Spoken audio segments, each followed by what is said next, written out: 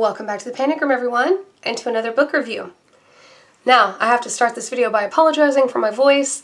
If you watched my vlog for this book, you will know that I got very, very sick, and I'm still recovering. I actually don't feel that bad, but I do have a lot of congestion, and my voice is still kind of shot. But I did want to sit down and film this while it was fresh in my head for you guys. So, without further ado, so today we're going to be talking about Things to Do When You're Goth in the Country and Other Stories by Chavisa Woods. I really wanted to jump on this one because we haven't done an anthology in a while. And guys, I'm just going to tell you, this book is easily top 3 my favorite anthologies I've ever read. This anthology is so off the rails. It is a horror anthology, so I'm going to tell you right now, it does have a lot of very possibly triggering things. You have, some drug use, you have some mental instability situations going on here, you have some what could possibly be sexual abuse happening, you even have some things that could possibly be triggering to those in like the trans community. So just so you know, again, I don't feel like I should have to say a whole lot about a horror anthology. You guys know, I know I'm talking to a group of horror lovers. You know that horror doesn't often hold back, and this book is no exception. So just keep that in mind. So let's start with the first story, and it is a mouthful. How to Stop Smoking in 19,287 Seconds. Usama. Okay, so this story was about 50 pages, and for like the first 30, I was like, this is kind of boring. Because so much of it is just told from this woman's perspective. She's visiting her brothers, and they're in a trailer, and she's talking to these two guys, and smoking a lot of cigarettes. And I'm like, what? What's happening? There's nothing here. And then it's like the acid hits, because you have things like talking couches and flying brothers and all kinds of things. But a lot of these stories seem to be targeted at like your mid-30s kind of people, which I am, because so much of it has to deal with the time frame like surrounding 9/11 or like the death of Osama bin Laden, things like that. Now, I'm not going to say that if you're not that age that you can't enjoy this. Of course you can. But if you are that age and you can remember these historical events, I think you're going to get like an even weirder vibe, so to speak, out of some of these stories. So yeah, just know that the way that our girl in this story stopped smoking is the most like trippiest thing you will never see coming in 1,000 years. I loved it. It was just out of the wild blue yonder. It was amazing. This book, all these stories, had a really good way of marrying the mundane with the weird in a way that you didn't often see coming. We started off with a bang. We really did. Now the next story is Zombie. I said in my vlog that the only thing I knew going into this was that it took place in a cemetery, and that doesn't even matter. This story reminded me of, if you guys don't know, I did mental health for many, many years. And this story reminded me of my very first encounter with someone that had a serious mental illness. The way that that changes your reality because you're dealing with someone that isn't experiencing the same reality as you. And that really changes a person. It changes your actions, it changes the situation in which you deal with them, everything. And this story reminded me of that feeling. It really did. Like, I got to kind of play through that again through the eyes of the two characters. Plus, the two characters in the story, the two main characters, are 12-year-old girls, which I happen to live with. So that kind of added to that too. And again, it was very mundane. Like, if I was to sit down and give you the facts for the story, you would be like, there's not a whole lot to that. And there's really not. But you get to the end and you're like, oh my God, what did I just read? So we're 2 for 2. I did that with the last 2 stories. Like, I got to the end like, what did I just read? And I love that. I love it when that happens. I think that's just a mark of really good writing. It's not necessarily a cliffhanger. You just get to the end like, what the hell? Okay, so the next story is called Take the Way Home That Leads Back to Sullivan Street. This one, again, you're dealing with some severe mental illness. This story, I'm pretty sure I said in my vlog, this story brought up a question that I've always had. Now, I'm gonna be real upfront with you guys. I always am. I've never done drugs. And as someone who spent so much of her life in mental health, it has occurred to me, I wonder what the similarities are between someone who, let's say, is tripping on acid and someone who has an illness like schizophrenia, because they both see things, they can both hear things, stuff like that. Now, again, I'm speaking from someone who's never done that and who's never had schizophrenia, so this is all an educated guess on my part. This story tackled that question. And so in this story, you have both of those. You have a character with schizophrenia and you have a character that doesn't.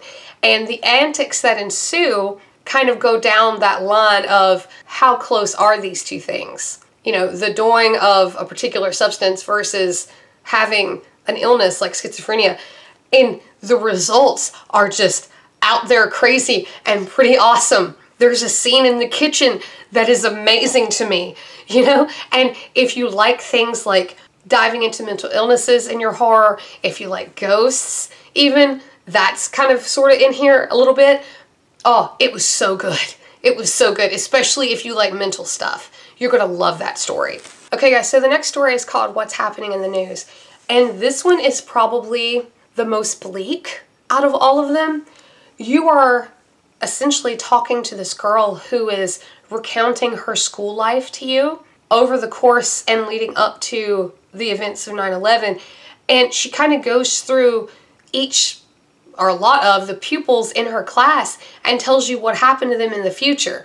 Like, okay, you know, this little 10-year-old girl who's answering this question grew up to be a stripper, and this one grew up to be an army wife, and, you know, so on and so forth. And some of these had really, really horrible fates, and, you know, she's just recounting them to you. But then she kind of pauses on this one kid that she was close to who wanted to be like a film director, and he ends up not being a film director. Again, I'm not going to tell you anything about it, but it's one of those stories that starts at a point and you travel all over and then you come back to that same point. But it hides it so well, at least it did to me, that you didn't know you were making a circle.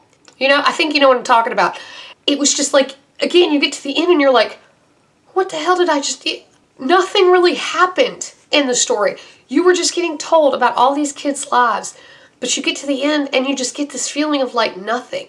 Like this just overwhelming, like, wow, that was sad.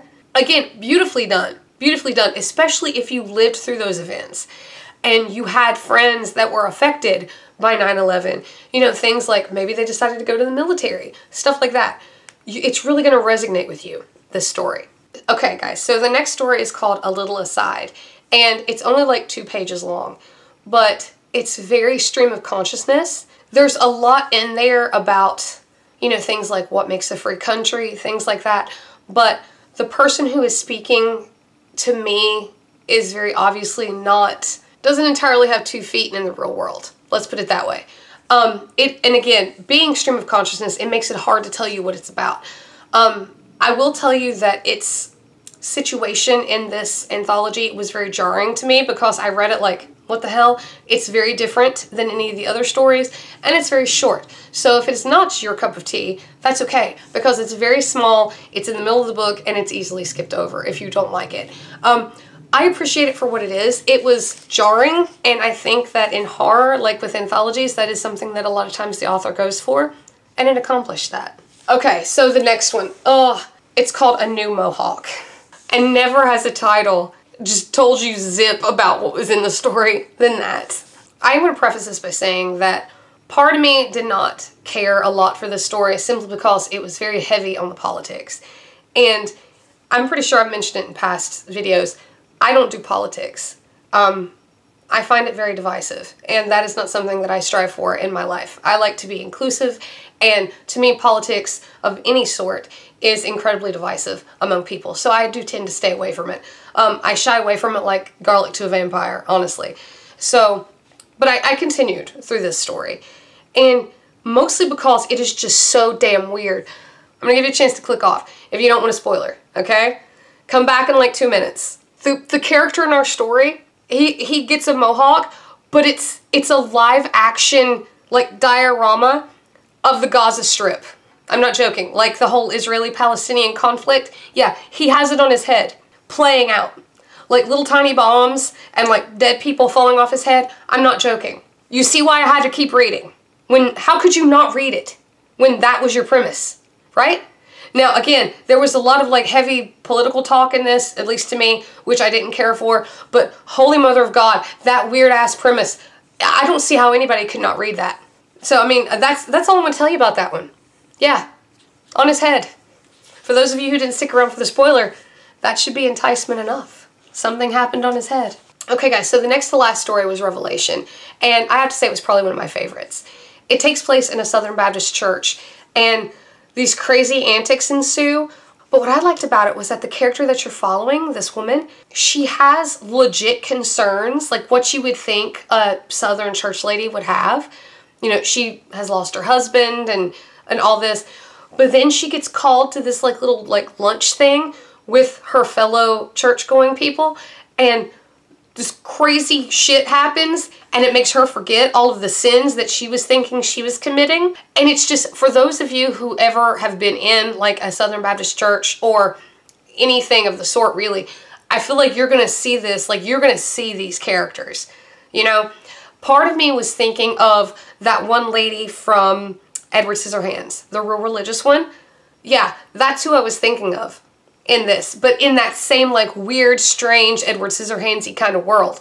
That's sort of where our girl in this story, Revelation, finds herself. And the antics that ensue are just so out there and they're so foreign to her, but at the same time you get to see her work through like, maybe I can do this. You know, you get to see her inner workings and how she deals with this like absolutely out there proposition that's brought to her at this little luncheon.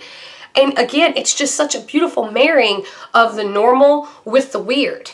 And then guys, the last story is our book's namesake, Things to Do When You're Goth in the Country. And again, it is a little bit of a stream of consciousness kind of story. It's a little bit longer than the other one, but it's pretty. I have to say, it's very pretty. It's very poetic. And I think for those of you who enjoy things like that, that you would like it. It's only one of two kind of stream of consciousness stories that's in this anthology, so if that's not your cup of tea, I still say this book is worth picking up and reading because you have so many other stories in there. So don't let the whole stream of consciousness, the two stories that have that, don't let that scare you off. But guys, that is it. I'm so glad we got to talk about this. Thank you for dealing with my sick voice through this review if you stuck around this long. Tell me guys, what do you think about horror anthologies? Which one sounded weird to you? Because I'm telling you they were all weird, but which one sounded the coolest to you? Again guys, thanks for hanging out for another review in the Panic Room. Please like and subscribe, it would really help me out. And until next time, bye for now.